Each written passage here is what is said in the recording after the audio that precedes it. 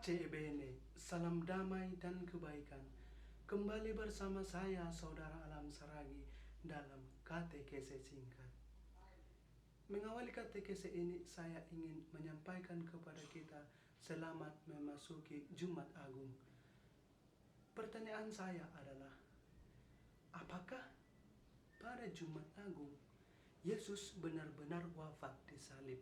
Jika Yesus benar-benar mati di salib, tapi dia Allah. Dia Allah. Mengapa bisa mati? Apakah Allah itu bisa mati? Namun jika dia tidak mati, kita juga mengatakan bahwa dia adalah manusia. Nah, jadi di manakah jawaban yang benar? Manakah jawaban yang sebenarnya? Apakah Yesus itu benar-benar wafat di salib? Saya akan mencoba menerangkannya untuk kita semua. Yesus sungguh-sungguh wafat di salib. Mengapa? Saya ingin menjelaskan terlebih dahulu bahwa di dalam diri Yesus itu hadir keallahan dan kemanusiaannya. Artinya, ketika Yesus berinkarnasi menjadi manusia, artinya ketika Yesus lahir ke dunia, lahir menjadi manusia yang lemah, konsekuensinya dia harus menjadi seorang manusia. Artinya dia harus memiliki kodrat sebagai manusia. Artinya sifat-sifat kemanusiaan, sifat-sifat manusia yang lemah harus dia miliki. Namun walaupun dia itu manusia, tetapi keallahan Yesus tidak pernah hilang. Artinya, walaupun Yesus manusia, tetapi dia juga adalah Allah. Nah, saya harap kita semua bisa mengerti dan paham apa yang saya sampaikan. Nah, kita hubungkan dengan kematian Yesus. Sebagai seorang manusia, Yesus itu harus menjadi seperti manusia. Yang pertama, dia harus dilahirkan.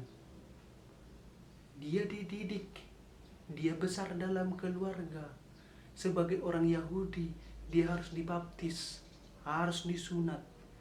Dan sebagai manusia juga, dia menderita. Dan dia mati. Kematian ini merupakan solidaritas Allah, solidaritas Yesus untuk kita manusia. Ia ingin menjadi seperti kita. Ia ingin mengalami seperti kita manusia. Itu semua karena cinta. Jika tidak semua didasari cinta, semua itu tidak akan bisa terjadi. Dia ingin sama seperti kita. Mengapa? Jika Yesus tidak menjadi seperti kita, mungkin kita akan berkata, jika Yesus itu melakukan kebaikan, itu karena dia Allah. Tidak sulit dia untuk melakukan itu. Tidak bersusah payah dia untuk melakukan kebaikan, karena dia Allah. Karena semua bisa dilakukannya. Maka kita pun dapat membela diri. Kalau kita itu jatuh selalu di dalam dosa, kita itu bisa membela diri. Mengapa? Karena aku manusia, karena aku lemah. Maka kalau aku pun berbuat dosa, ya maklum. Karena aku adalah ciptaan, karena aku adalah lemah. Kali ini, pernyataan ini tidak benar lagi. Karena Yesus telah membuktikannya untuk kita. Dia benar-benar manusia. Di dalam dirinya terdapat seluruh kelemahan manusia kecuali dosa. Artinya, semua kelemahan manusia itu dimiliki Yesus. Namun, manusia yang berdosa tidak dimilikinya. Dia tidak cenderung ke dalam dosa. Walaupun dia selalu mengalami pencobaan. Oleh karena itu, kita tidak dapat lagi mengatakan bahwa bisa membela diri bahwa saya ini tidak apa-apalah karena saya lemah. Kehadiran Yesus, solidaritas Yesus ini hendak mengatakan kepada kita bahwa tidak cukup apa yang kita katakan tadi, tidak benar yang kita katakan tadi, bahwa Yesus telah membuktikannya.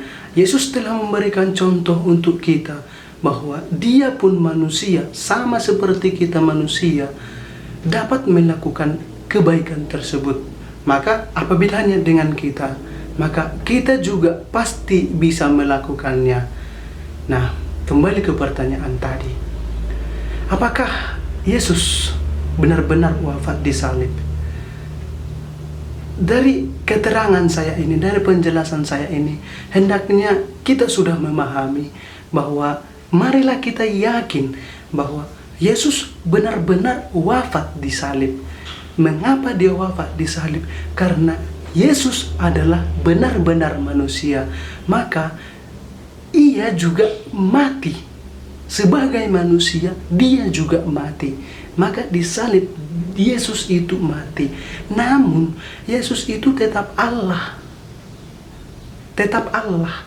Sehingga seperti tadi, kealahan Dia itu bahwa Dia itu, tubuh Dia tidak dikorupsi dosa. Tubuhnya tidak disusupi dosa. Selama di dunia, selama Dia hidup, Dia tidak berbuat dosa. Maka tubuhnya itu utuh dan tidak dikorupsi, tidak dihancurkan oleh dosa. Maka ketika Yesus mati, tubuhnya utuh, tidak hancur. Berbeda seperti kita manusia. Yesus tidak mati, Yesus tidak hancur, sedangkan kita hancur. Ketika kita mati, tubuh kita akan hancur karena selama di dunia kita banyak berbuat dosa. Artinya dosa-dosa kita itu sebagai manusia itu mengorupsi, menghancurkan, memenuhi seluruh badan kita, sehingga badan kita ini tidak kudus, tidak suci. Tidak suci lagi karena dipenuhi dengan dosa. Maka ketika kita mati, tubuh kita ini terkorupsi oleh dosa sehingga hancur. Itulah perbedaannya. Namun itulah sebenarnya mengapa gereja senantiasa berdoa bagi orang-orang yang mati, yang telah mati, bagi orang-orang yang berada di api penyucian. Ketika kita setiap kali kita merayakan misa setiap hari, kita selalu berdoa untuk roh-roh yang ada dalam api penyucian. Tujuannya adalah agar dosa-dosa mereka selama di dunia dihapuskan oleh dosa kita, dimurnikan oleh dosa-dosa kita, sehingga dia menjadi murni, kudus, sehingga ketika Yesus datang untuk kedua kalinya, Yesus menemukan dia dalam keadaan kudus. Sehingga dia dapat dibawa oleh Yesus kehidupan yang kekal. Nah, kita sebagai manusia dibangkitkan dengan badan dan jiwa. Mengapa? Karena esensi seorang manusia, karena dasar menjadi seorang manusia adalah terdiri dari jiwa dan badan. Maka dalam keyakinan kita sebagai orang Kristen, kita dibangkitkan dengan badan dan jiwa. Karena memang itulah dasar sebagai manusia. Maka dalam kebangkitan juga kita akan bangkit badan dan jiwa. Namun badan kita itu hancur. Itulah mengapa kita berdoa kepada orang-orang mati supaya dia memperoleh badan yang baru, tubuh yang baru, yang suci. Mengapa? Mengapa harus ikut badan? Karena tadi manusia adalah badan dan jiwa. Jika hanya badan tanpa jiwa itu adalah mayat.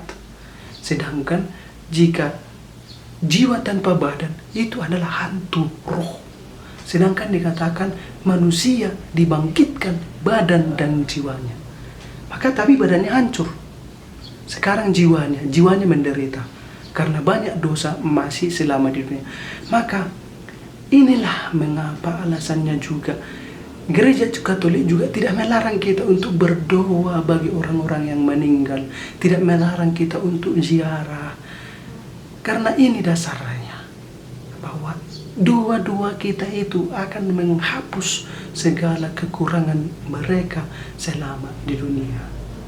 Nah, pertanyaan selanjutnya, bagaimana saudara-saudara kita yang telah meninggal sebelum mengenal Kristus? Artinya nenek moyang kita, opung kita yang sebelum mengenal Kristus, sebelum kita mengenal Kristen, dia sudah meninggal. Saya akan menjawabnya. Ketika Yesus meninggal pada Jumat Agung, dia turun, dia mengungsi ke dunia orang mati. Di dunia orang mati tersebut, dia berkata bahwa siapa di antara kamu yang percaya kepadaku, kau akan selamat. Karena aku telah bangkit dari antara orang mati. Aku adalah Allah yang berkuasa atas hidup. Maka jika kamu yang di sini, yang ada dalam roh-roh yang ada dalam dunia orang mati ini, jika kamu percaya kepadaku, kau akan selamat seperti aku. Nah, jadi terjawab bukan bahwa nenek moyang kita, opung kita juga yang meninggal sebelum Kristus juga selamat jika dia percaya kepada Yesus, karena Yesus telah memberitakannya, telah mewartakannya kepada mereka pada Jumat Agung. Nah, inilah sebenarnya mau diungkapkan mengapa pada perayaan Jumat Agung altar dikosongkan, tabernakel dikosongkan. Karena kita yakini bahwa pada saat ini Yesus mengungsi ke dunia orang mati, mewartakan bahwa siapa yang percaya kepadaku akan selamat seperti aku. Nah, saudara-saudara sekalian, saya berharap dengan penjelasan saya ini kita dapat terbantu dan yakin sekali lagi bahwa Yesus benar-benar mati di salib. Itu merupakan bukti dan solidaritasnya sebagai manusia. Namun kendati pun mati, ia berbeda seperti kita manusia. Tubuhnya tidak dikorupsi oleh dosa. Dia Allah, karena dia tidak berbuat dosa, maka tubuhnya tidak dikorupsi oleh dosa. Saudara-saudara sekalian, semoga katekese ini berguna untuk kita semua. Pace e bene.